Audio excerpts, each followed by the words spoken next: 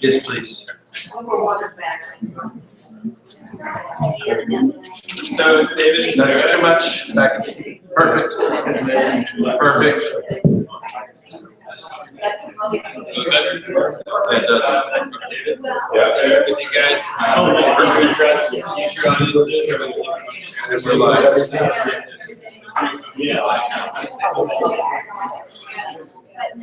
Can we get water for our guests? So that's the camera that's filming, and that'll have the final shots. Yeah. Anything that like you want to exercise to all the Yep.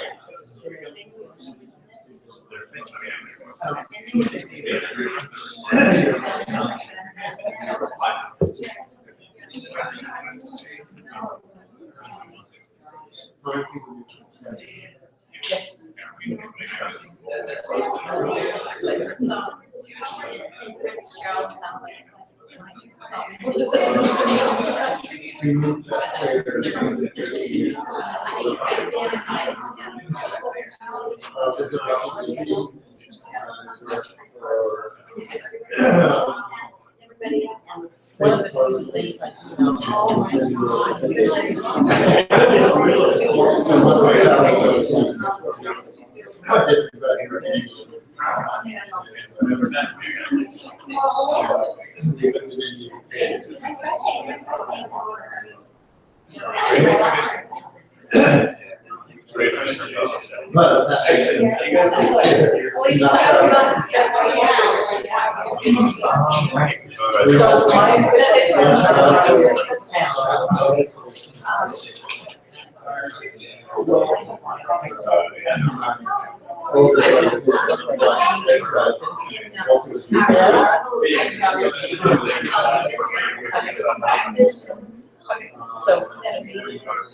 That's working. you want to give some light?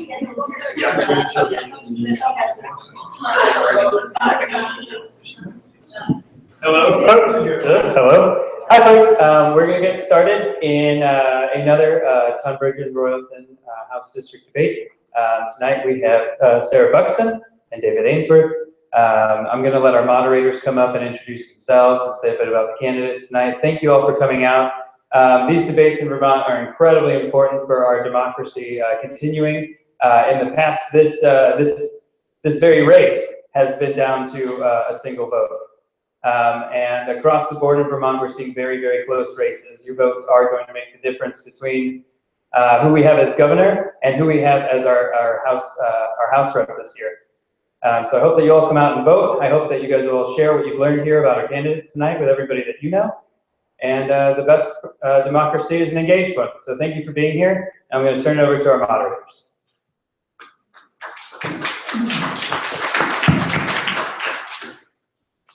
Hello, and I've been asked to stand up front here so the camera can see me. I'm Andrew Marshev. I'm the student body president, and this is my co-moderator. I'll pass the microphone.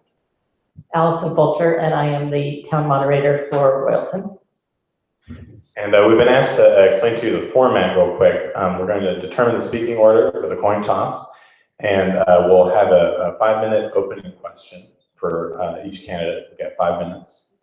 And after that, we have a set of 10 questions, which will alternate between each candidate answering first. Each candidate will get a minute to respond, and then we reserve 30 seconds for rebuttal from each candidate after their responses. And then after an initial 40 minutes, for those questions, we'll be accepting questions from the audience. There's 2 ways. You can either write your question on a note card, and we'll, I guess, Nate or Matt and will take your cards and hand them to us. Or you can ask a question at the microphone on the left here. And we just ask that you try to keep your questions to 30 seconds and ask it in the form of a question. And it actually helps, I do this in the student government, that if you actually write your question on the note card, even if you're going to deliver it, that'll help you keep it to 30 seconds. And let me just make sure I haven't left anything out. And, oh, and we'll have 1 minute for each candidate to answer to audience questions. And there'll be, and when, with keeping time, we're gonna, when there's 15 seconds left, we'll hold up a little sign just to remind people. I think that's all the formatting. And there's a coin toss. So would you like to do the honors? Okay. I guess, so would you like heads or tails? Heads. Okay, would you like to go first or second? Okay, so heads, you go first.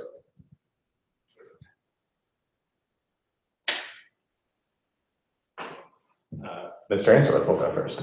It was tails.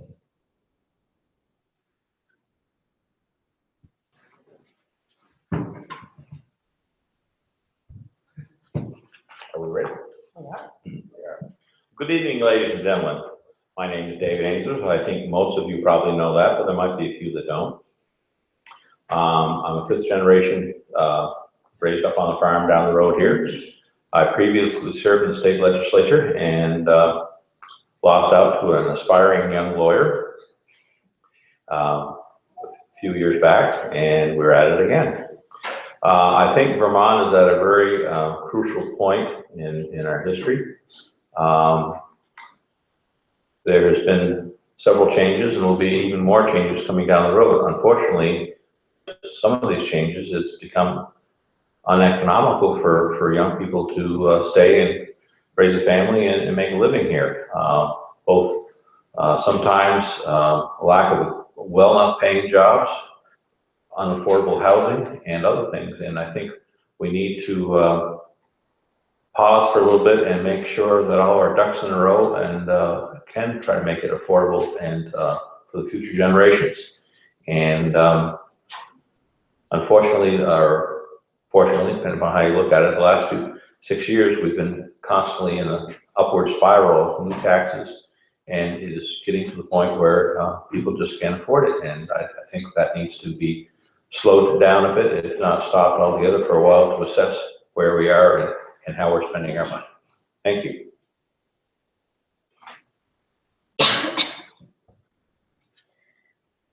My turn? Yes. Okay, thank you. Thanks very much, Allison and Andrew, and to the Vermont Law School for hosting this debate. My name is Sarah Buxton, and I'm running for state representative because I believe that in Vermont, if you work hard and do your part, you and your family should be able to get ahead and stay ahead. I'm proud of the progress and the work that we've done in Montpelier while I've been up there, but I believe that there's still a lot of work left to do. Since I took office, Vermont's rate of uninsured citizens has become the second lowest in the United States. But for many, including myself, it's still too expensive to use it. Over 100 new jobs have been created in this district since I was elected. These are good paying jobs, like those at GW Plastics, and they're available right now. Job seekers don't have the necessary qualifications to fill these positions. We have more work to do to bridge the gap between workforce training and college completion and the jobs that we have available. Since passing Act 46, the education tax rate in Tunbridge has gone down. But the pressure on our school budget remains, the needs of our students persist, and taxpayers, especially those on fixed incomes, still say their property taxes are too high. We've got more work to do. In combating the opioid epidemic, we've added hundreds more new treatment beds. We've made life-saving medications available. We've expanded Medicaid payments and the eligibility to include trained therapists. And we've reformed our judicial procedures. But heroin and prescription pills are still plaguing our communities. And it's not just our youth. I'm asking voters in Royalton and Tunbridge to re-elect me because I'm representing you well. I'm a problem solver and a pragmatist. I understand the complexities of our district and how to effectively advocate for us in Montpelier. I'm humbly asking for the opportunity to keep doing this work so that we all keep getting results that matter. Thanks. Thank you. And so with the conclusion of the first statements, we'll be continuing on to our series of questions. Okay, and so each candidate will get 1 minute to respond to the question, and then a minute to rebut, and the final 30 seconds for each of you after that. So are we going with David first? So and I think unless we're, yes, so we'll start with David. Okay, so the question for you both, starting with David. How would you expand access to high-quality early childhood development opportunities in Vermont? As I'm not 100% sure if we need to expand the development. We have done a lot in the recent past here, expanding the opportunities, and have yet been able to assess the total cost or effective use, and should not do more until we can evaluate that. One thing we can do, though, however, is require the employees to work full-time at their jobs and not be involved with shadow jobs, like being a legislator. Just a joke for you. But I do believe we need, as we have expanded it, we need to evaluate and see what we're, and where we are short, if we are short. It's instead of just going ahead and trying to develop some more and not know for sure. I haven't seen any studies. Again, I haven't been up in the legislature for 6 years. Maybe they're out there, but I just have not seen any results to say that we're desperately at that time needing a lot more. So let's not throw some more money there if we don't need to. Thank you. Representative Buxton? Sure. The current circumstances for families to try to secure and pay for high-quality childcare is unsustainable right now and unaffordable for parents, for providers, and for our economy. I think that at some point in the not too distant future, the system is going to reach a tipping point. We're going to begin to lose valuable members of our workforce because parents are going to be forced to leave their jobs because they can't find or pay for childcare. This is going to affect businesses too, because when we don't have those individuals available in our workforce, those businesses are really going to be hurting for good, high-quality workers. So there is a study that's been underway, and it's been quite a robust study. It's called the Blue Ribbon Commission on Finding Affordable Quality Childcare, and a report is due out in November. And it's expected that they're going to offer they're tasked with finding some feasible consensus recommendations on funding and strengthening our access to high quality and affordable childcare. I know that one of their tasks, because I helped to make sure that this was in their charge, was that they have to know they have to at least consider making use of existing funds and private resources. So I'm going to look forward to reviewing that report.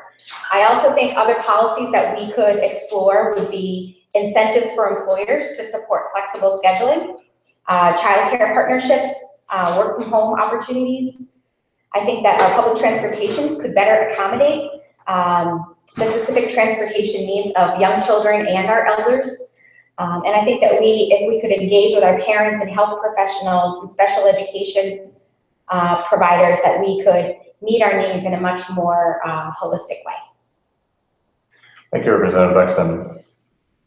For our next question, so now for a rebuttal, excuse me, from Mr. Ainsworth.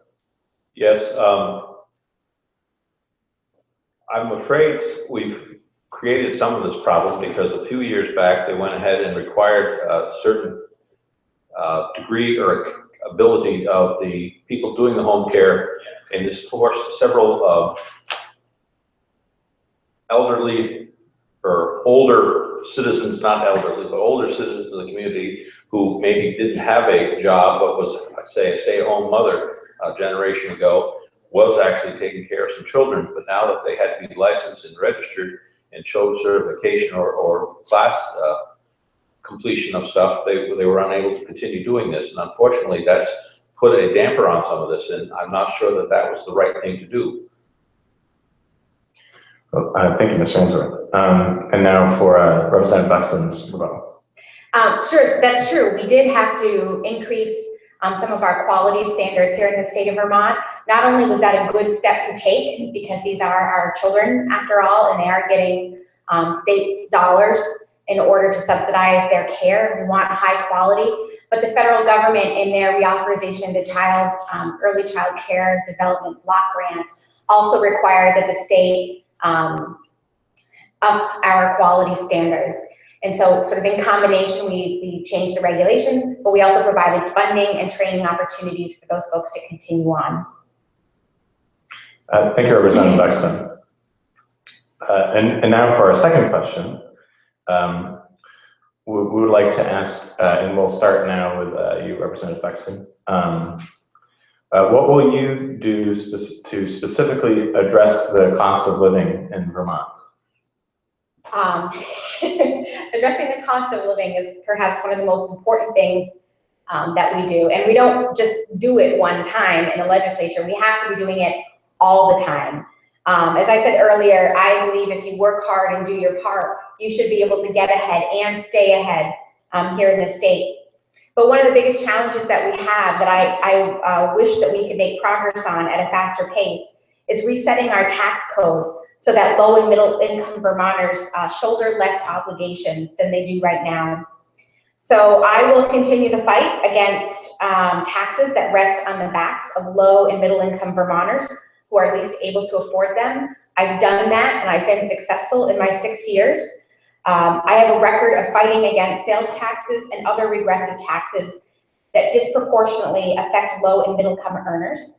And I also remain committed to ensuring that all of our services in the state of Vermont that receive appropriations are subjected to our results-based accountability standards so that we can know when to trim services or get a bigger bang for our buck and save taxpayer dollars. Thank you, Representative Bexton. And now for your response, Mr. Andrew. Well, the biggest thing we can do is stop adding to the problem by adding more taxes and fees upon the working Vermonters.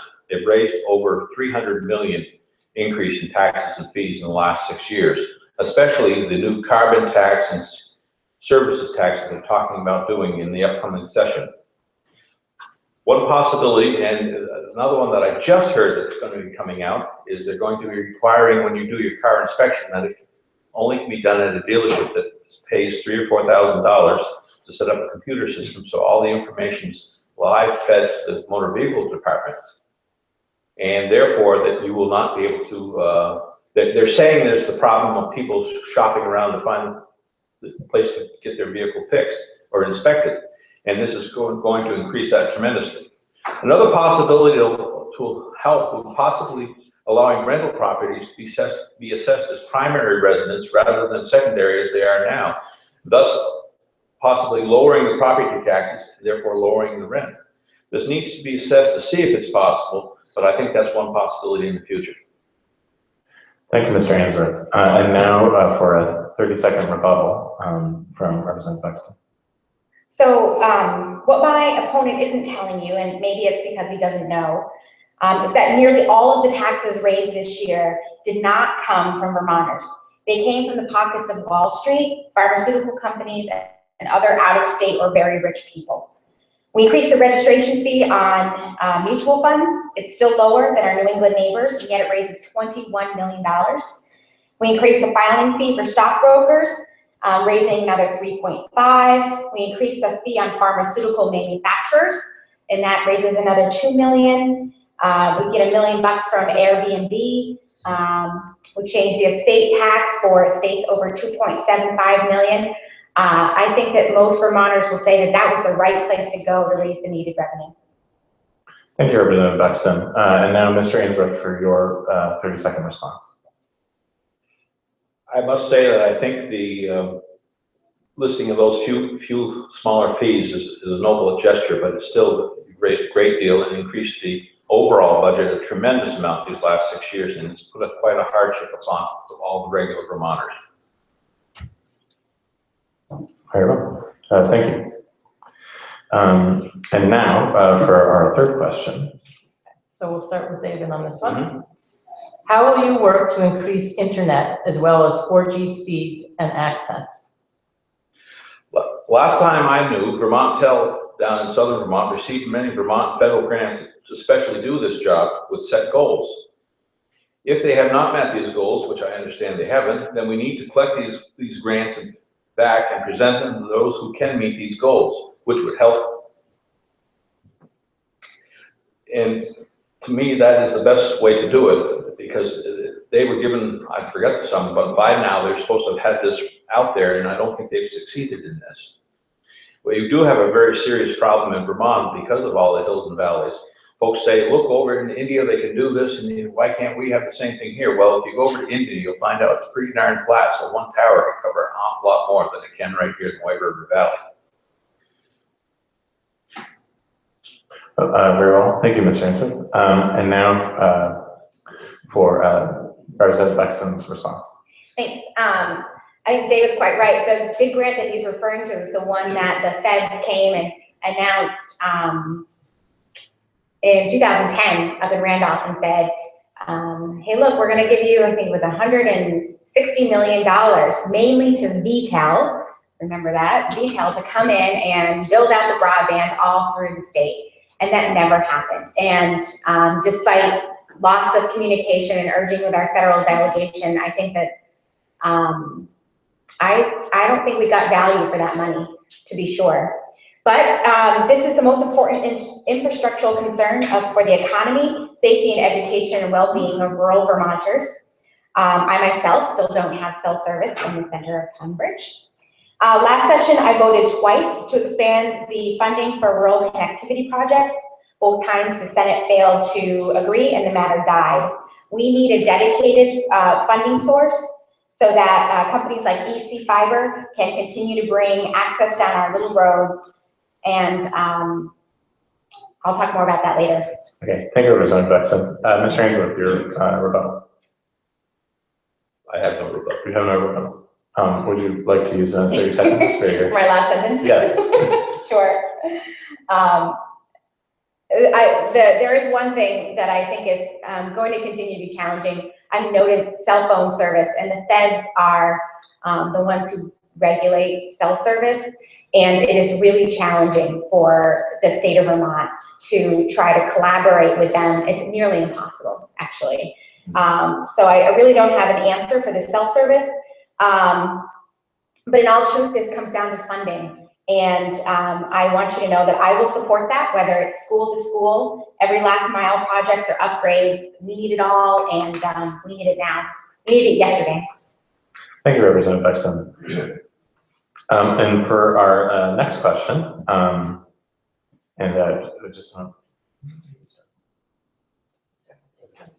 She's even, I'm odd. Okay, great. Thank you. I'm not the best at math, which I think is why I'm at law school. So you'll start this question, Representative Buxton. As a law student myself, I'm looking forward to graduation, but also, unfortunately, to a large amount of debt. So the question for you is, do you have any ideas on how to reduce the burden of debt for graduates of higher education, tech and trade schools in our state? Yes, I know all too well that challenge. When I graduated from BLS 6 years ago, I think my consolidated debt was $190,000. The month I consolidated it, the month I got my home loan. My home loan was 3.85. My student debt loan interest percent rate was 7.5. So now my student debt has grown up to $235,000. It's a ridiculously rigged system. But here's what we can do in Vermont. We need a multi-pronged approach. We need to continue our dual enrollment program, our early college program. We need to help support our workforce training funds to continue to build on the workforce and support the workforce and trade needs that we have in our state. I serve on the VSAC board. I know very well how important our grants are. We just made some new grants, loans available. Folks should check out the Advantage loan. And I think that we also have an obligation to make sure that students are ready in our pre-K to 12 system so they don't have to pay for remediation when they get to college. Mm-hmm. Thank you, Representative Buxton. Mr. Ainsworth, your response. Sarah was referring to the VAST program, which allows the senior year of your students to go on to college, and taking the money that the state gives to the high school for that, it allows them to go tuition free. My son did it at BTC, and that should be expanded and included. But students also should be allowed to go to the vocational centers sooner than later. Now they only go as the juniors and seniors, and possibly they should go earlier so they can start to get. I had a gentleman that's been involved with education who told me that would help, especially with the students that like to drop out because they lose interest in traditional schooling. And this way they can get some experience, and then that crafty teacher can work in the math, the languages, the ability to write and get their thoughts down on paper, which is very important. Hopefully, by continue working with that company or another company, they can be able to continue their education like GW Plastics does this program now, taking seniors and allowing them to do that. Thank you, Mr. Ainsworth. Representative Bexton, your 30-second. Sure. So I was just speaking about all the different ways that we can help get students to college and helping them to pay for it along the way. What I also want to mention is that Vermont started a loan forgiveness program that was ultimately never was funded a few years ago, and it was called the Vermont Strong Scholars, and it was a program that would help students who go into special high priority need fields to be able to have some of their debt relieved and taken off if they stay here in the state of Vermont. I also think that another thing the state of Vermont really needs to look at is, and I pushed for this 2 years in a row, is allowing students to, or former students, to deduct the interest payments from your state taxes. Thank you, Representative Bexton. Mr. Ainsworth, yours, 30-second response. Well, I'm afraid sometimes, too often, the students just continue on this educational treadmill from high school and go on to college without really showing what they want to do. But if we do, again, allow more vocational hands-on training for some of these students and open it up to not just those ones that want to drop out, but everybody, then this will help a great deal. Another point that she brought up here I wanted to say is a little right out of my mind, but anyway, we'll think of it sometime, sorry. Thank you, Mr. Ainsworth. And for our next question, we'll start with you, Mr. Ainsworth. I'm a proud graduate of Brattleboro Union High School in the south of the state, and I would like to stay and practice in Vermont after I graduate from Vermont Law School. What are your ideas for helping to keep young people in our towns, in our country, in our own state? Well, if we can improve our economy so that the young people might be able to stay here, that would be a big help.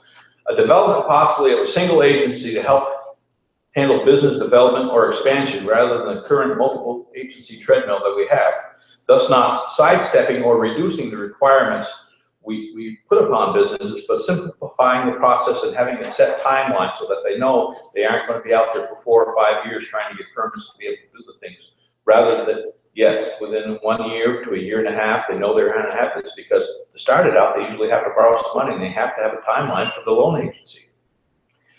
By encouraging new businesses, we'll have more young people will have access to higher paying jobs, and then they can afford to buy their homes, start families, and enjoy the recreational and social activities that are available here in Vermont. Thank you, Mr. Ainsworth. Your response, Representative Bexton. So your question is faulty in that it assumes that we want to limit opportunities and choices for our young people. We should be happy for those who go elsewhere to gain experience and offer the world their talents that we gained here, and the state of Vermont helps cultivate in them. But let's work on getting them back if they want to come back to Vermont. And I think that what the data is showing us is that they are coming back. According to data from the Internal Revenue Service, nearly as many young people are moving to Vermont as those that are leaving, contrary to this popular story that we're losing all our young people. I don't think we need to seal our borders. I do think we need to recognize that there's a natural flow across our borders, and we can capitalize that in Vermont. And we can do that by making Vermont's pulse a little bit stronger. We established a first-time home buyer credit program this year. We should fund and expand that. Strengthen our First in the Nation Universal Pre-K program, and seriously address our lack of affordable and available high-quality childcare. Thank you, Representative Bexton. Your rebuttal, Mr. Ainsworth. Well, I'm not sure exactly, I haven't looked at those statistics lately, but the last time I heard some statistics, we did seem to have lost somewhere between 20 and 30,000 of folks between the ages of 20 and 40. And those are the same folks that would have their children in our schools right now. They have moved out of the state. Now, maybe some other folks will come back in. Well, the ones I've heard the most have come in have been folks that are interested in starting up a little bit of a garden farming or doing a small CSA, and that is not going to be a big boon to our economy. Thank you, Mr. Ainsworth. Your rebuttal, Representative Buxton. Well, I think multiple data sources over the course of the last 18 months to 2 years have affirmed that we don't have this brain drain that some like to claim that we have. We are building high-skilled jobs, and we are working very hard as a state to try to attract out-of-state talent to come and fill those jobs. I think we have to strike a careful balance between recruiting so heavily out of state that we neglect our Vermont high school graduates who also want to stay in state and have those good paying jobs. Thank you, Representative Buxton. And now for our next question. Oh, we're at number 6. Now it's Representative Buxton. Okay. So, Sarah, what do you, or how do you plan to tackle climate change? With my superpowers. So Vermont should be working proactively to explore and shape a policy that can strengthen our economy and put the state and the residents of all incomes on a path to a more affordable and sustainable and stable energy future. Very often we've seen in Vermont that doing the right thing for the environment is also doing the right thing for low-income Vermonters. This has shown itself to be the case in a lot of our weatherization work, a lot of our renewable energy work, et cetera, et cetera. So we do need to do more to move Vermont toward energy independence. Instead of sending billions of dollars to ExxonMobil and other out-of-state corporations, I think we need to keep our energy dollars local, and weatherization, support for rail, mass transit, expanding our renewable energy sector, and I will talk more about it in my rebuttal. Thank you, Representative Buxton. Mr. Ainsworth, your response. There seems to be a constant debate about whether or not there's climate change, if it's man-made or a natural cycle. And personally, I don't care one way or the other. There is a change. We should reduce our carbon footprint and make sure we use more renewable energy. However, it's not necessary, I don't think, to use the large industrial scale solar or wind farms here in Vermont, but rather small home or community types of renewable or especially low-head hydro has never been mentioned. And or possibly Hydro-Quebec power is readily available with minimum, I would hope, a minimum amount of necessity to get it here. We also need to realize that Vermont cannot stop global warming. We can't bankrupt our citizens with higher energy costs or damage our hillsides with solar panels and windmills. We need to strike a balance, a Vermont size, scale, and balance of this. Thank you, Mr. Ainsworth. Representative Buxton, your rebuttal.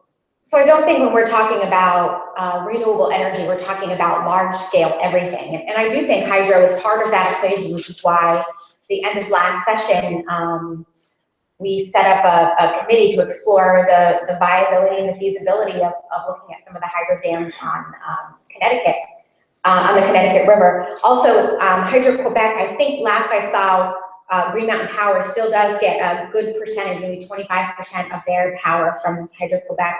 But we need to expand hydro, solar, and wind. These are all critical investments that we need to make now, because if we keep kicking the can down the road, it's going to get worse and worse and even more expensive. Thank you, Representative Buxton. Mr. Ainsworth, your rebuttal. Unfortunately, Sarah's attitude isn't shared by everybody up in Montpelier. David Dean one time was addressed several times actually by a gentleman that owns a small head hydro facility up in East Bethel that has been there since Lord knows when, a long, long time. All he has to do is throw a switch and he could start making a little bit of electricity there. And he was informed by Mr. Dean that no, in fact, we should tear that thing down because it's impinging upon the environment. That's not the kind of attitude we need up in Montpelier. Thank you, Mr. Ainsworth. And now, for our next question, which we will begin with you, Ms. Ainsworth, is the question. So this year, a bill that would begin to legalize marijuana made it out of the Senate, but not through the House. What is your position on the legalization of marijuana? I'm against it. I have learned over the years, when I was in legislature, they started talking about it, and I do believe it has a certain value as a medical remedy for chronic pain, but that is under doctor supervision. We should not be allowing the recreational use of a mind-altering substance, especially since we know that it affects brain development in children and young adults well into their 20s. We're constantly saying, we can regulate it, we can control it. Well, how well are we doing with tobacco and alcohol, which has been around a lot longer, we know has problems? I have to say, I don't think we're doing very well. Dr. Chen, who's the chief medical examiner for the state, has said that before any recreational use be allowed, the state should have a preventive program in place, which we don't have. This doesn't make sense. Let's be ready to prevent something we're right now not going to allow or haven't allowed. Why can't Vermont be the state that does not allow recreational marijuana? I mean, if you go down to Tennessee, Jim Beam is made down there in that county, you can't buy it because they chose not to do it. Why can't we do the same thing with marijuana? Representative Buxton, your response. Sure. Yes, it was a big debate last session, and I did not support the push to legalize marijuana in the form that it came to us in the House. It was largely advanced by the Senate, and that was for a number of reasons. First and foremost, when I sent a survey out to my community members, I really got feedback that said folks in this community weren't ready for it to be legalized. I mailed a survey with the same question this election season. I'm starting to see some changes of heart and some changes of mind. I still think that there's some criteria that we need to put in place before we even consider legalization, and that is prevention in schools. We need our medical community to be on board, and we need to make sure that our highways are safe. I really don't care if you're over the age of 25 and you're smoking pot in your own house. I don't care. But if you are on a highway or impacting public safety in some other way, I think that is something that we as a state need to really consider. And Colorado has advised us to go slow. Thank you, Representative Buxton. Mr. Ainsworth, your rebuttal. I'm glad Sarah and I at least agree upon one thing. I hope she holds that opinion longer, though. Thank you, Mr. Ainsworth. Do you have a rebuttal, Representative Buxton? I know that there's a commission that's been working on these issues, working over the summer. I would expect that the tension when this issue comes back in Montpelier is going to be between a regulated system and a homegrown system. And that's where a lot of feelings in Vermonters were sort of brought to the surface. They were surfaced. And I think that if folks are a proponent of legalizing marijuana, they've got to be willing to see that we can't have it both ways. Either no black market or we keep a black market and you have your homegrown. There's still a lot of problems we need to work out. Thank you, Representative Buxton. For our next question. Sarah, this one will start with you. What is your opinion on the New Vista project? Oh, there's some I didn't really have to prepare for. So here's my view on New Vista. I think it's an outsized project that doesn't fit our community at all. I think that it offends our sense of community, and it will disrupt our forest lands and our sort of rural agricultural lands.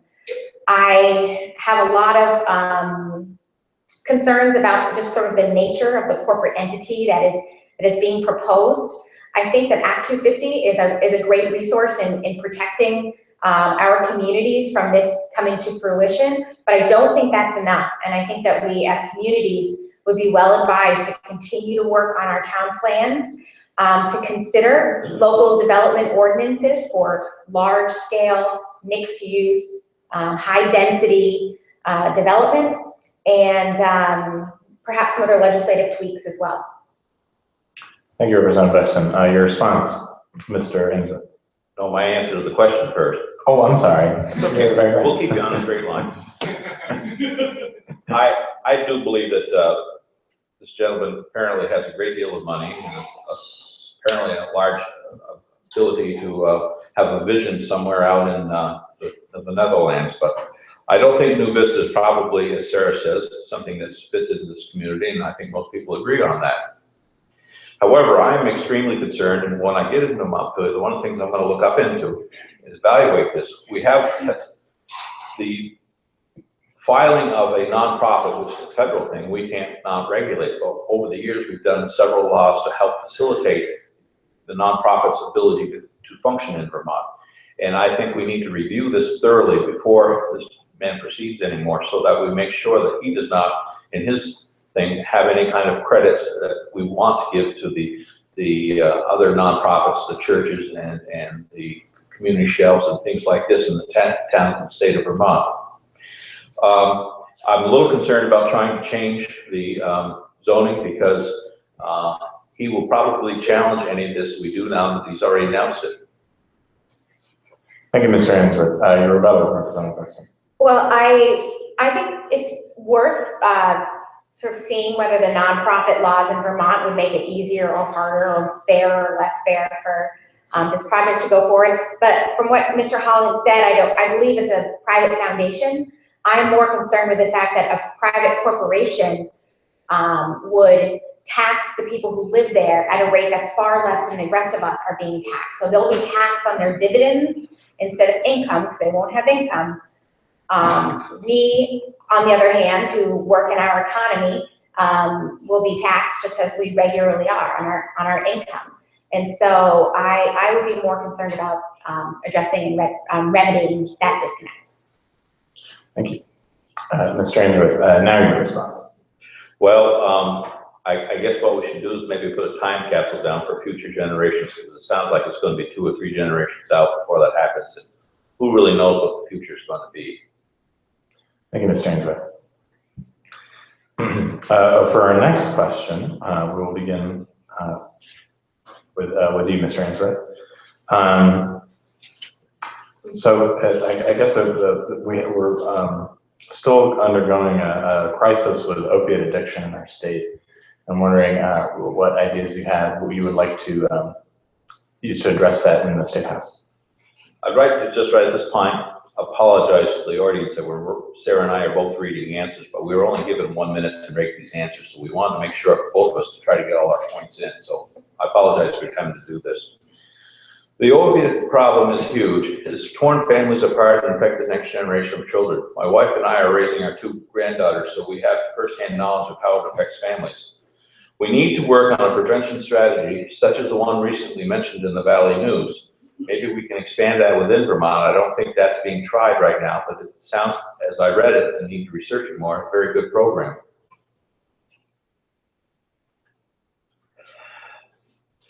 There needs to be more policing to stop the importation of drugs from the outside of the state and improve drug prevention education. The best thing I can do is be a good example for my grandchildren and their friends and set a standard to be there for them no matter what.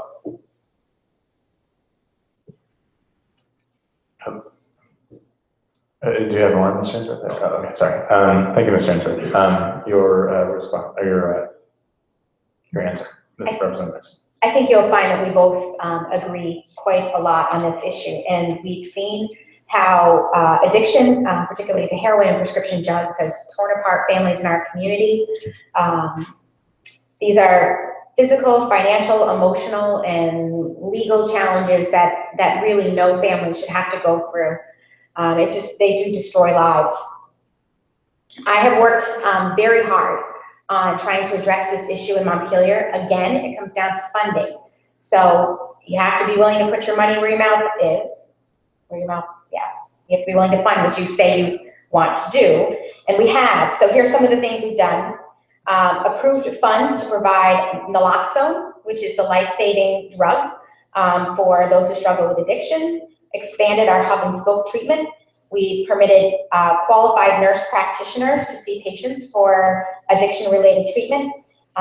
We've limited prescription drug dispensing in emergency rooms, and I'll tell you more about it in a few minutes. Thank you. Mr. Ainsworth, your rebuttal. I don't know if there is any kind of rebuttal. We need to try to get a handle on this to stop it. Thank you, Mr. Ainsworth. Representative Buxton. I've also been interested in some of the things that the Human Services Committee has been looking at related to pain management. Pain management, I mean, pain still is going to exist. We can't just say, take the pills away and the problem goes away. So looking at pilot projects, using acupuncture as alternative for pain, allowing the use of medicinal marijuana for symptom relief for some of the chronic pain under the direction of a doctor. There are other non-pharmacological treatments that I think are promising that the state can and should continue to explore. Thank you, Representative Buxton. Okay, the final question from the questions that you have. So I'm going to start with you, Sarah, and the question is slightly different for each of you. So for Sarah, if Phil Scott is elected, how will you work with him? And then David, when it's your turn, if Sue Mittner is elected, how will you work with her? Thank you. Sure. Actually, I think Phil Scott would be a pretty easy governor to work with. He's been very open as a lieutenant governor. I've actually been invited into his office so that I could talk to him. He'd heard that I was doing some work on student debt and loan forgiveness and trying to figure out some low cost loans with the state treasurer. So he invited me in with the Senate Pro Tem, and we sort of talked through the policy implications of that. It will be difficult to be in the legislature when you have a governor of the other party. No doubt about it, it's going to get political, it always does. But as a person, I think Phil Scott will be a reasonable executive if he's elected. Thank you. And Mr. Ainsworth? As your representative, I don't work with the governor. I work with my fellow legislators for you. I realize the governor tries to steer legislative priorities, but it's my job to work with other legislators in a bipartisan manner to do what's best for our state and community. When I was on the Ag Committee, we left party politics at the door and worked as a team. All viewpoints were welcomed and discussed, which isn't always the case with some of the other committees. When a bill left our committee, though, we all agreed upon what it was. I don't think we ever had an opportunity. Well, I take that back. One time I did vote no on a bill, and that was the one that gave money to the farmers back in 2009, because I didn't think I should be voting on giving myself money. I make no bones about the fact that I support Phil Scott, and I've worked with him in the past and admire his ability to work successfully with both parties. I do know Sue Minter, and I think she's a very intelligent woman who deeply cares about our state. I have not worked directly with her, though. Whoever our governor is, my job is to be an effective representative for you folks. Thank you, Mr. Ainsworth. Representative Buxton, your rebuttal. Well, I think constitutionally, the legislators don't work directly with the governor, but the governor proposes the budget, and the budget doesn't become the budget until the governor signs it. I found it very useful to do it the Vermont way, to sort of advocate for my community, as I will do next time. If I am elected, I'm going to go into the governor's office and say, look, Governor, we need $65,000 to finish paying for Lovejoy Bridge, which was destroyed in Irene. And see if I can't compel our executive to put something like that in the budget. Thank you, Representative Buxton. Mr. Ainsworth? But I think we need to go beyond just asking for some more money. That was one of the foolishest things that had happened. The federal government will fund only as much to replace exactly what was there. The state requirements where it had to be 4 or 5 feet longer and a little bit taller. Likewise, up at the Pearly place, we had a diagonal road that worked quite well, and we're going to hard packet, and Mr. Pearl was pleased with that. The federal government said, no, you gotta put it right back there on the edge of the river where it was, and it's gonna be paved like it was, because that used to be the Route 107. It's these type of things we need to change. Thank you, Mr. Andrew. And that concludes our prepared questions. We'll now open up the debate to audience questions. So, If somebody has a question that they would like to ask, they'd like to go to the mic over there and present it to the candidates. Each candidate will get 30 seconds to respond.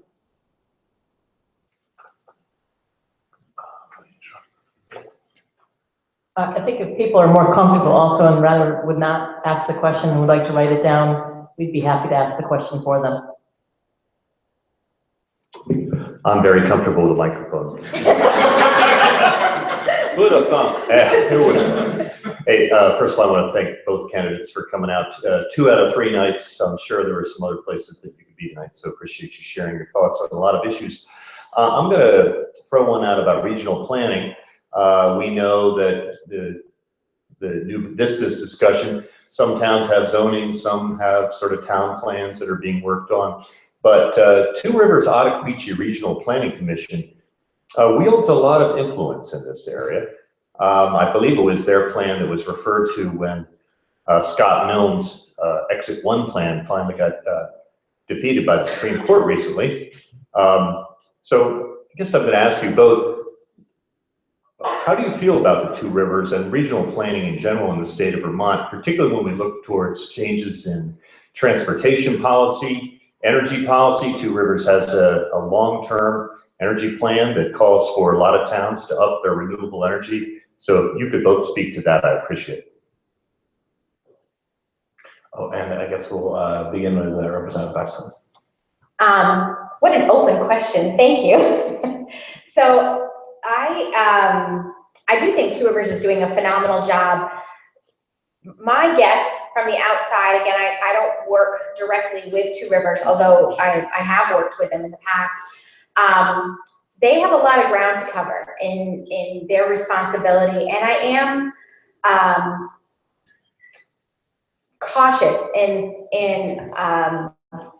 sort of seeing how we are delegating a lot of power to a regional planning commission.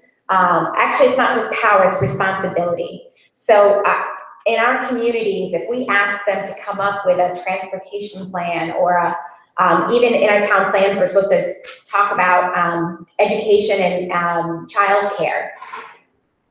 Our regional planning commissions may not have all of the skills, resources, and experience to really be able to have a thorough process that really reflects a community's individual needs.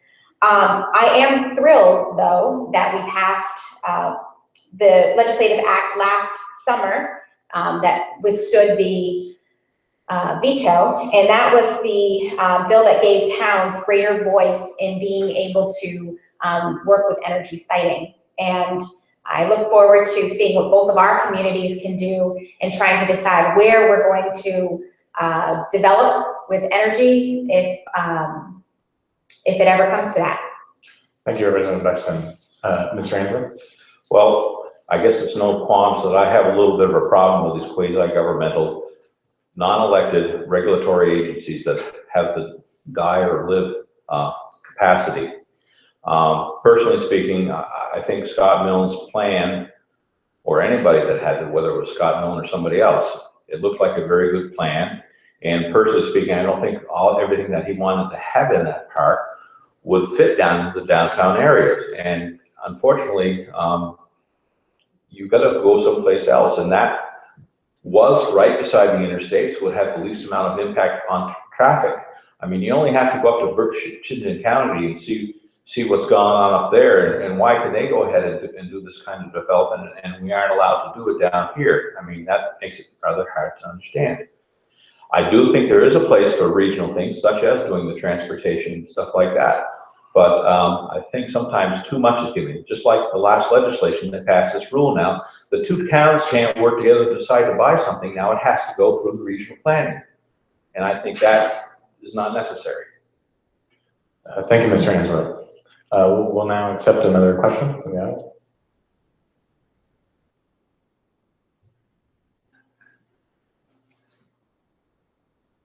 I have a question and a deep concern about water quality. We see it throughout the country. I don't know, I came in a little bit late. Did you cover water quality?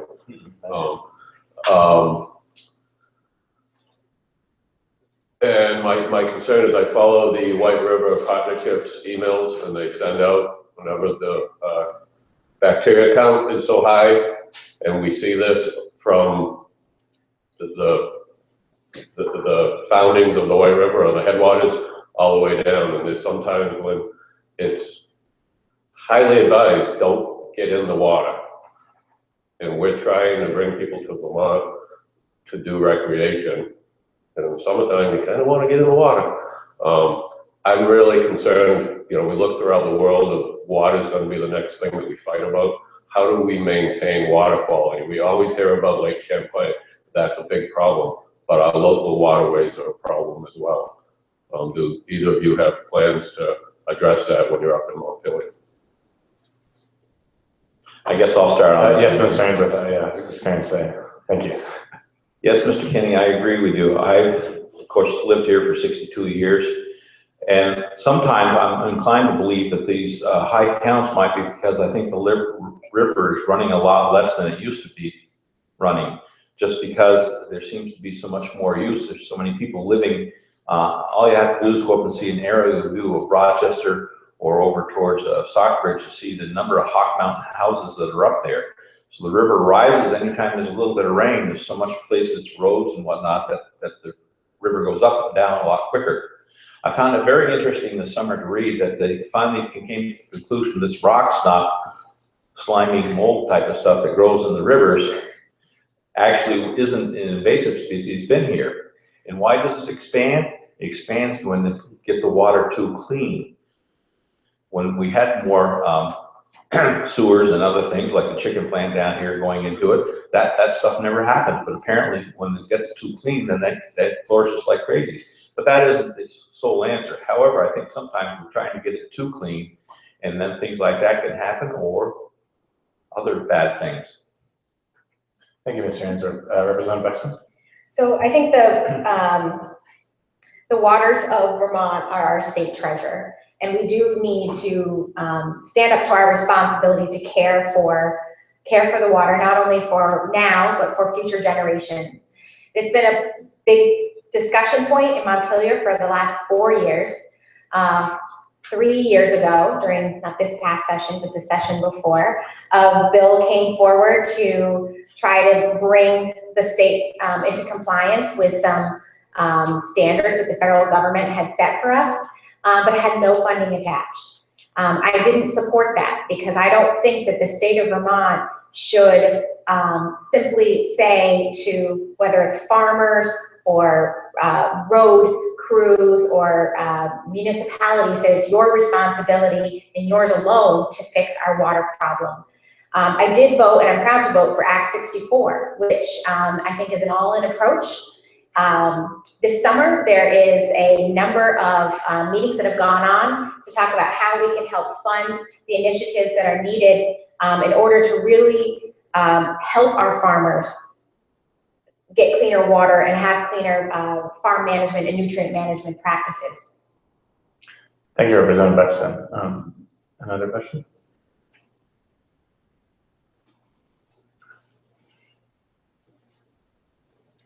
I'd like to speak on the behalf of some people who are not in this room right now. The seniors in this community who may not have been able to make it out tonight and stuff. I would like to know what you, in your respective positions, would do to help protect Medicaid and Medicare and senior benefits and make sure seniors get the help and care that they need in this area. That can be challenging for some of them. Thank you. Representative Bexton? Sure. So getting control of our healthcare costs is probably the single biggest and most important thing we could do to support our seniors. Yesterday, or maybe it was today, the Green Mountain Care Board approved a plan that would let Vermont move its healthcare system toward a quality versus a quantity-based system. That all-payer waiver still has a lot of questions, I think, that need to be answered, but it is a step and it's a focus in the right direction to make sure that our seniors are getting the care through Medicare and Medicaid in the best way possible. I also think we need to do things like continue to fund Meals on Wheels programs, not cut them the way that the Republicans asked to have cut last year. I think we need to support choices for care and help our seniors age in place where we know there are better health outcomes when they're staying in their own communities, and help them to overcome the isolation that really does exist in our rural communities. Thank you, Representative Buxton. Mr. Andrew? Well, first of all, I'm very upset that Governor Shumlin is trying to usurp the legislative procedure and go ahead with this proposal, but I don't think, at least I have never heard a great deal of discussion being debated in the House. And their track record on how they've been handling healthcare over the last few years would indicate that I might be right in this concern. Thank you for asking that question, because most of the time, young people aren't really thinking about their seniors in the community, and I'm glad to see that. There's lots of things we can do. One thing I'm working on right now is trying to make sure we can get the food shelf in this town reestablished. Unfortunately, due to circumstances beyond anybody local's control, the building is being trying to be sold, and hopefully we can save that and get it going again. I've worked quite often trying to, every year when I have sweet corn, I take sweet corn up to senior meals when I have it, and I've made other donations to the various food shelves in the 3 neighboring towns. And I'm out of time, so I can't. Thank you, Mr. Answer. Is there another question from the audience? And perhaps if you do have a question, if you could sit closer to the microphone. There's so few seats in the House available, though. I know. Standing room only. But please go ahead. Thank you. Hello. I was wondering what motivated you guys to first get into politics, and what continues to motivate you to continue in politics? What motivated me to get into politics? Mainly growing up with my father, who liked to sit at home and complain. And I always had the mantra that if you don't like things, then you go out and try to change them and improve things. Actually, my grandfather was in the legislature back when I was born. I never got to see him up there, obviously. But I've just always had an interest in that, and feel that, unfortunately, the typical Vermonter doesn't like politics, doesn't mind that there's some politics, and even knows they need to have it, but don't ask me to do it type of deal. And I don't know whether I'm just a offspring that's a little bit different, but I always feel that you need to be involved with this. I hate to see, quite often you see several of our people that are in the legislature have moved to Vermont, and that's nothing wrong. We've all moved to Vermont, but unfortunately some of them haven't necessarily had the ingrained traditions that I hold true, and a lot of Vermonters hold true. So I try to be up there, and also if I'm back up there, I'll be the only farmer again. Thank you, Mr. Andrew. Dairy farmer, Yeah, I should say. Dairy farmer, yes. So this is interesting. So my reason is actually quite similar. I grew up in a house where my dad was on the school board, and my grandpa liked to complain a lot, and a very strong Republican. And we also had, I think I was brought up with a feeling that if you don't like something, then there's no one who's going to change it except you. With the dynamics in our family as well, I think I grew to be okay with a little discomfort with tension and disagreement. And so I think I have a lot to offer in the legislature. I'm a 5th generation Vermonter, 20 years of education here in the state, and a perspective as a 38-year-old woman about what we need and how we need, what we need Vermont to look like in 30 years, because I'll be alive in 30 years, God willing.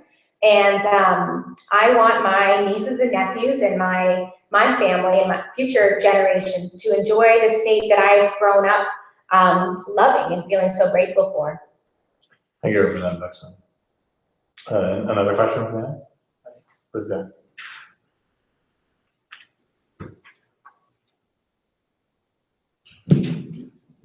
So I guess this is really a follow-up. So you've both been in the legislature and you've both had to tackle issues that maybe were not popular back in your district. And there have to have been some times when you've had to cast a vote and you know that half the district is going to be really unhappy with you. So what I'd like to know is, I'd like to hear an example of a time that you had to cast a vote on an issue that you knew was divisive in the district, and how did you make the decision to cast the vote that you cast? Representative Buxton. Okay. So this is probably predictable. Act 46, the most recent education reform bill that came before the House, that was developed by my committee over the course of several years. It affects two of my communities in very different ways. Our two school districts are different. One has choice, the other operates all grades. One has small school grants and a culture of sort of wrapping around their elementary school, and another prides itself on the full range of opportunities that they have in their school. When I knew before I voted on this that for the 16 towns surrounding me, representatives were going to be voting no because there would be discomfort in their hometown. It would be a political issue. I decided to vote yes because taking off all of the just pure political concerns and looking at what good policy is and what was best for all students in the state of Vermont, I believe and still firmly believe that this is the direction we have to go for our kids and education overall in the state. Thank you, Representative Buxton. Mr. Ainsworth. Well, I guess probably the highlight of controversial bills would have been the gay marriage bill that I voted on. And I voted no. It's not that I am against couples choosing to live together and having that lifestyle. Unfortunately, it got too far out the door possibly to be the way I should have liked it to have been. I asked Steve Kimball, who was the spearhead of that, who was the lobbyist at that time, what they were going to gain from voting that versus what we had as the civil union, which was the law at the time. And he said, they won't gain anything. So I said, you're basically talking about legislating social acceptance, which I have a real serious problem with. What should have been set up was that everybody gets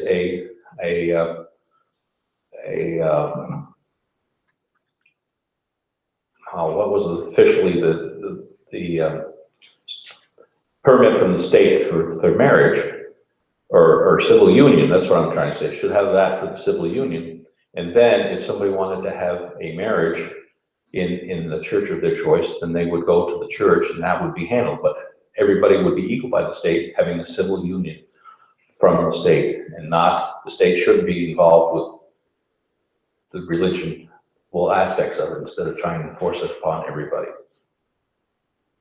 But I have friends that are that I consider them friends, and they have that right. Thank you, Mr. Andrew. We have a written question that has been handed. I'll try to read it quickly. So the audience member asks, funding and budgeting are always a focus when discussing special education in Vermont. However, Vermont stands alone in this country in the eligibility requirement for children focusing only on academic achievement in 5 basic skill areas, and does not take into consideration social, emotional, and behavioral difficulties associated with a percentage of children with disabilities, many of which don't struggle academically.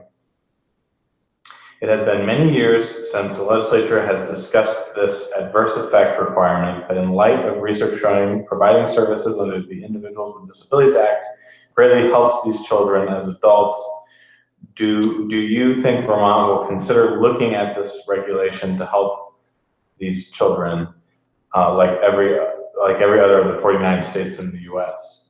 So I think if I can try to summarize it, that every other state in the U.S. has a requirement that in special education that take into consideration social, emotional, and behavioral difficulties as well as academics. Would you look into that in the legislature?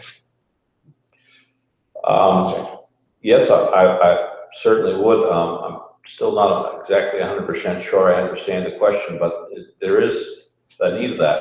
The biggest problem of that is, unfortunately, the federal government has never funded it the way they initially stated they were going to. And so that has put the added burden upon the individual towns because it also the state has not picked up their share.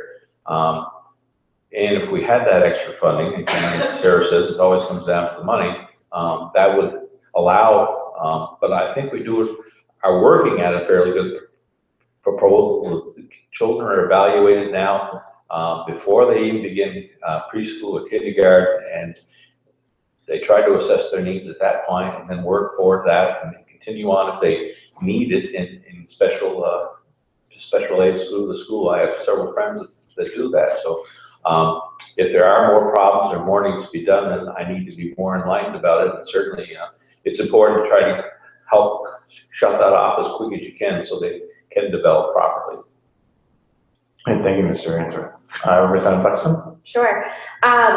Yes, I think that our knowledge about how to help children learn and how to help children be healthy and successful and thrive is always changing.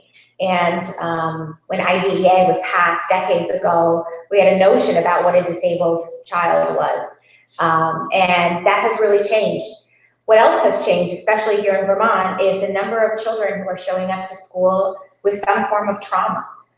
And our teachers I think we have the highest rate of ED, it's emotional disturbance, in our elementary schools in the entire country. That says something not just about our schools, but about our communities. So yes, I certainly would look into trying to do what we can to expand our supports. I will note that there's 2 pilots in our region going on right now, early multi-tiered systems of support. It's a pilot I'm involved in 2 communities, one in Bradford and one in Randolph, hoping to expand with a little bit of federal funding to see if some of this is going to work for kids that are 3 and 4 years old and gradually work its way up. But the answer is yes. Thank you, thank you, Representative Buxton. And do we have another question from the audience? I guess.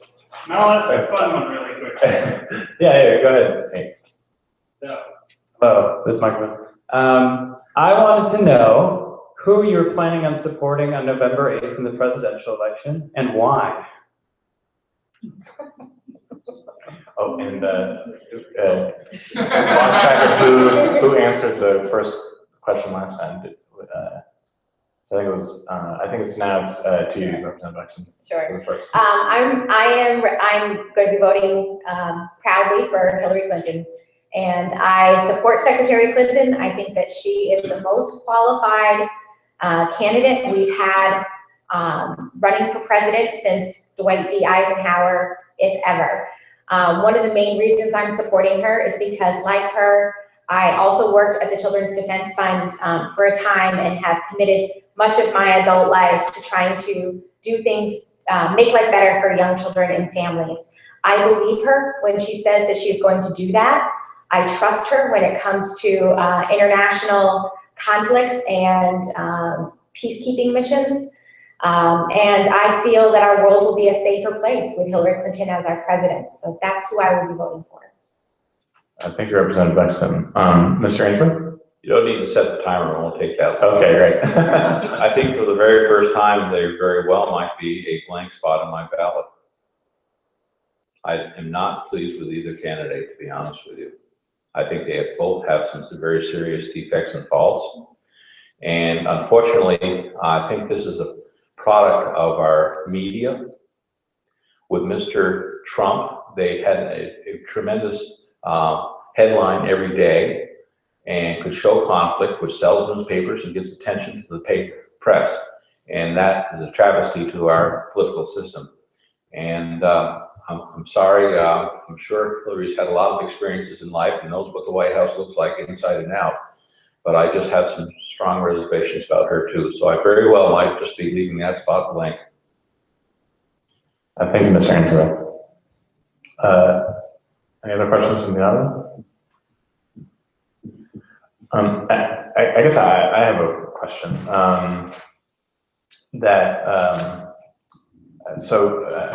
Mr. Ainsworth, in your response to how you try to solve the opioid crisis, you talked about increasing policing and increasing and also making sure that there's community involvement to be a good example. And then Representative Buxton, you talked about creating alternatives and for pain treatment. I guess what I'm curious about is in terms of, in my experience working at a low-income housing project for an arts camp, and then also with the state's attorney in Brattleboro, that I've seen that there's there isn't always a direct connection, but there's a strong nexus between poverty and drug abuse. And so I'm wondering if in your addressing the opioid crisis, if you would also connect it to how you would address the economy. So I think that a part of, from what I've seen anyway, that some of the struggles that Vermont is facing economically are connected to some of our struggles with drug use. And Mr. Answer. Yeah, I think you're probably very right there, because it's also a very easy way to double or triple your investment and to turn around and sell it to somebody that's even harder up and force them into either giving you something or offering something. And so that is a serious problem. And but when I say going after the thing, I'm not necessarily, unfortunately, I think too much time has been spent upon the users and the small person that might buy two packets and then sell one and use the other one, or three and use two and sell one.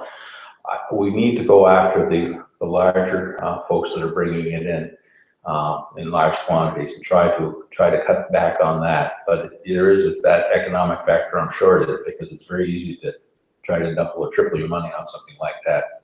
I've been told, I don't know from experience. Thank you, Mr. Ainsworth. Representative Buxton. Yeah, I'm really pleased that Senator Leahy was able to draw down several $1 million just recently. I think it was announced to bolster Vermont's drug task force, because I know that our state police are really taxed right now. They've never had to deal with gang violence like they've dealt with recently in Burlington, or tracking down bigger drug trafficking incidents. I think your connection to poverty is, of course, a well-placed concern and a point well taken. I might also offer that, especially in more isolated communities like ours, we are raising young people and expecting that they're going to find their own sense of community and their own sense of belonging. And shame is a very powerful, powerful feeling. There have been some studies about what can help someone overcome addiction or not become addicted. And that is a strong family and a strong community, so that our young people do have hope and do have a sense of purpose going out into the world. I am interested in seeing more of that and seeing what we can do at the community level to bolster those aspects. Thank you, Representative Buxton. Actually, if I could just follow up on that too. Yeah, please. One of the things that was discussed was, and I believe one of the major opiate or problems that are causing opiate addiction is overprescription. And I was just wondering, at a Vermont level, at our legislative level, what you might be able to do about that. Oh, and I think Representative So Baxter. I introduced a bill to curb prescription practices last year, and that part of it, even though it wasn't in my bill, it was in someone else's bill. It was the same language that was adopted, and it's very controversial right now. The Department of Health is promulgating rules that are both going to describe what best practices in prescription are for doctors. Doctors don't like to be told what to do, but it also is going to limit the amount of and dosage of drugs that, say, an emergency room physician can give, so that you can't go in and say, I have a toothache, and get a 30-day prescription for some really heavy painkillers. It will require some training so that these prescriptions can only be given by folks who sort of have demonstrated that they know there are other alternatives and have explored those with their patients. Because you are absolutely right that the supply is really outrageous. Thank you. Mr. Ainsworth. I think somewhere there's been so much paperwork this last few months. I've mentioned this already, but I'll say it again right here tonight. One of the things that could be done would be to change our legal status about suing and filing claims against doctors or hospitals. Over in Europe, several of the countries over there, there's a cap or a limitation or non-existing ability by patients to sue a doctor or a hospital. That's why a lot of doctors gave up the private practices and joined the hospital, because the liability insurance got so expensive in their own practices. I'm a perfect example of this. I had a kidney transplant this winter. I had polycystic kidneys I inherited from my mother. And when I was sent home from that, the very first time when they took my 2 kidneys out, they gave me 100 of these opiate pills to handle the pain, because they didn't want me to have pain. They were afraid that I would have pain and I would sue them. And I wasn't. I think I ended up taking about 12 of them, and the others I've got to take up to police barracks to turn in. But that is part of the problem why this is happening. Thank you, Mr. Ainsworth. We're open to more questions from the audience. We went to 7:30. I think that was my understanding, right? But we can also include. Is that correct? Are we going to 7:30? If folks are done with questions, What should we? Oh yes, Ms. Rogers. So you mentioned a lot about supply of opiates. And I guess there's 2 ways to attack the opiate epidemic. It's attacking supply or attacking demand. And what's your plans for attacking really the demand? And if there's no demand, it doesn't really matter what the supply is. So what would your recommendations be for that? Mr. Ainsworth. Well, that's a societal thing, I'm afraid. And then sometimes they say I'm able to handle more pain than other people. I don't know. It's an individual thing. But our whole society has been raised up from this or anything else. You got a problem? Go take this pill. They advertise this wonder purple pill, whatever that is. I don't even know what the heck it does, but all I see is these ads for purple pills. That's not at home because we don't have TV at home, but I just hear these type of things. And that's part of the problem. Drug companies are pushing this out, and it needs to be a societal change of that. And I don't think we can legislate that, unfortunately. But that's where, again, working with the children and getting them growing up, realizing that they don't have to turn to that type of thing and don't look for a quick fix. That's the other problem with society. Is always time to have a what can I take? Pill can I take to lose weight instead of just backing off on eating and changing your social, that type of habit. Unfortunately, we always look for a quick fix. Thank you, Mr. Ainsworth. Representative Buxton. That's an excellent point. Prevention and treatment are the other 2 legs of that stool. In Vermont schools right now, we have funding for, and it's federal funding through the tobacco money. And it is prevention for smoking and maybe some drinking, but there really isn't any dedicated funding, because that's what the schools need, to continue some really intense work on both illicit drugs and marijuana. So prevention is one part, treatment is another. We do not do a good job here in Vermont with housing and employment when someone has gone through rehab. We need more halfway houses, sober homes, places where particularly young people can go and they are not brought into the same social circle where they would begin to start using again and increase the demand. That is a big one in a lot of communities, perhaps even ours, would say, we don't want that in our backyard, but we need them in every backyard. And we need employers, I'm sorry, to say one more thing, we need employers who would take those struggling with addiction and help them to make a living while they're also going to their court appointments, and they are maybe going down to West Lebanon and getting their Suboxone. But we have to wrap around these folks struggling through rehab and really, really help them succeed. Thank you, Representative Buxton. And I think now that we will have a minute and a half concluding statement from each candidate. And I believe we'll start, we just started with Mr. Answorth, so we'll start with Representative Buxton. Thanks. So thank you all for your patience and your attendance here on a chilly fall evening. In the last 6 years, I've been able to help make the state that we live, work, and play in a more prosperous, more fair, and more promising place. Tonight, we've talked about some of the good that I've done while I've been in Montpelier, and some of the work that we have ahead of us. I know that I've got the skills and the fortitude and the drive to make sure that Montpelier keeps making policies that will help people in towns like ours here in rural Vermont. I'm a fifth-generation Vermonter who grew up here, attending 20 years of school in this little state. I bought a house 5 years ago and have slowly been paying off that $200,000 in student debt.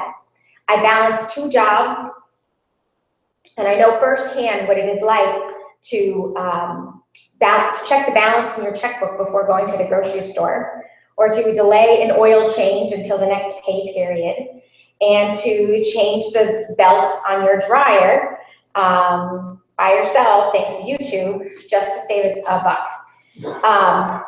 This is the life experience and budgeting mindset that I bring on your behalf to Montpelier. When I cast votes for my constituents and I advocate for you, I speak honestly and authentically. This has earned me the respect of my colleagues, especially now in this tight political season we're in. Over the last 6 years, I've taken leadership roles on a number of key issues. I work across party lines with ease and have the results to prove it. We need to work together so that I can bring your views and your voice to Montpelier, and together we'll get the results that you are looking for. So thank you, David, thank you, Allison, and thank you, Andrew, for our time here tonight. Thank you, Representative Buxton. And I'll give you, we went a little over, so I'll give you 2 minutes, Mr. Answorth. Thank you.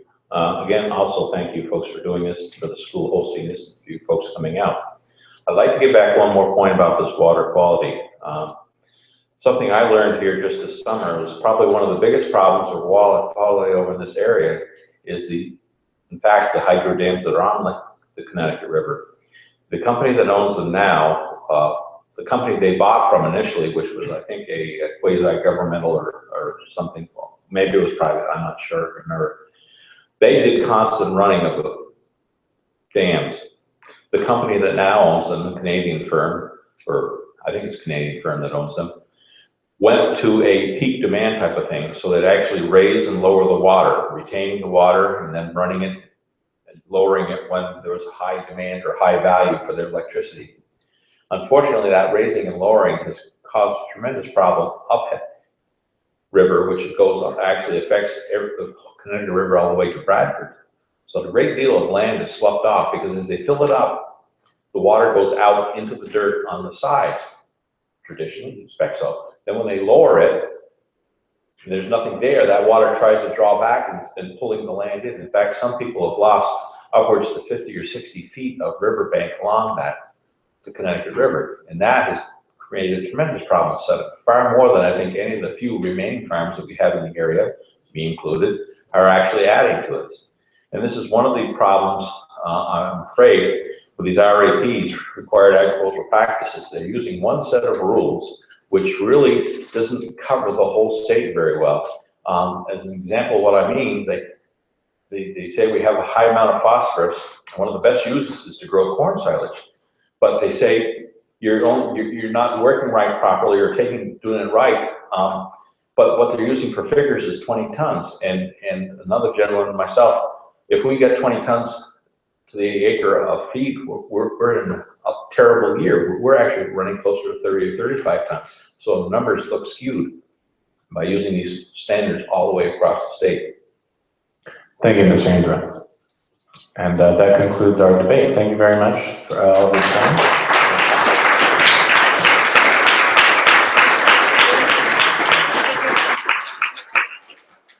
Well, I have the results back, but the shoulder is feeling it. We're doing that. And we have a voter registration forms for anybody who's not registered to vote. Oh, yeah, sorry, yeah, voter registration up there, if you want to fill out anything, free to change anything. Is everyone in here registered to vote for Vermont? Yeah, awesome. You go cast one. You can do it tomorrow. Well, yeah.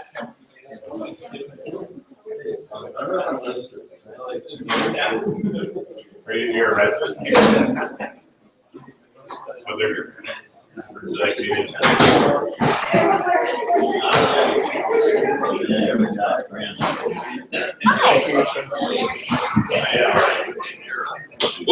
Thank you for your service and how you mentioned. Okay. Yeah, thank you. Yeah, but they're going. No, because you were the high school students, but we probably run the Yeah, right. Well, yeah, The high school.